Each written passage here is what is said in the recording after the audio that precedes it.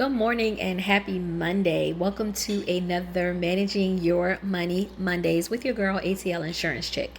So the last time we spoke about basically creating a budget and creating a plan and being intentional about that. When you're intentional, that means that you understand that you have goals that you want to meet or goals that you have projected to obtain. And the process of personal financial planning really involves assembling the financial facts of your life. Whether you're going to prepare a plan for your own or with the assistance of an advisor, you need to get a handle on where you stand, what comes in, what goes out, what you can use towards your future self. Today, we're talking about objectives. So when you're thinking about objectives for personal financial planning, you need to understand that achieving a desired standard of living is basically where you need to start. A standard of living is a grade or level of substance and comfort enjoyed in your everyday life. It is your quality of life. You want to be able to, let's just say, take a vacation trip with your family once a quarter. So that's 4 vacations a year. Whether it be a camping trip or a trip to grandma's or a trip out of the country, you need to plan for that to actually happen in your life. If you never think about, oh, I want to take my family to Italy, it'll never happen for you. So that's where the intentionality comes in. And that's where the standard of living comes in.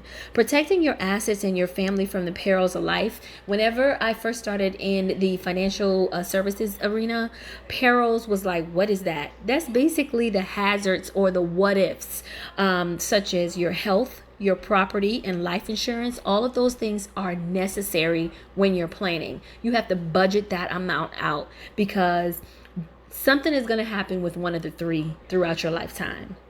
Saving and investing in short-term and long-term goals is also an objective. Short-term goals are considered something that you want to happen within the next 2 years or so, give or take, sometimes 6 months.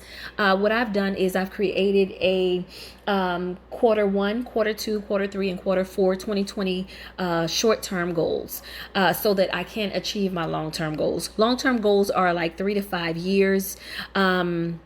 Or 5 years and beyond. Some people give intermediate goals. The intermediate goals would be like 3 to 5 years, but I like to break it down into short and long term. Providing for retirement and financial security is something that we just don't think about when we're young. Once we turn about 45, 50, and let's just say we didn't work in an industry where there is a pension, then we start thinking like, okay, as an entrepreneur myself, I don't want to be 45 like, okay, I don't have anything saved up. So it is important to know that you have to save for your future self and for the financial security of your future self.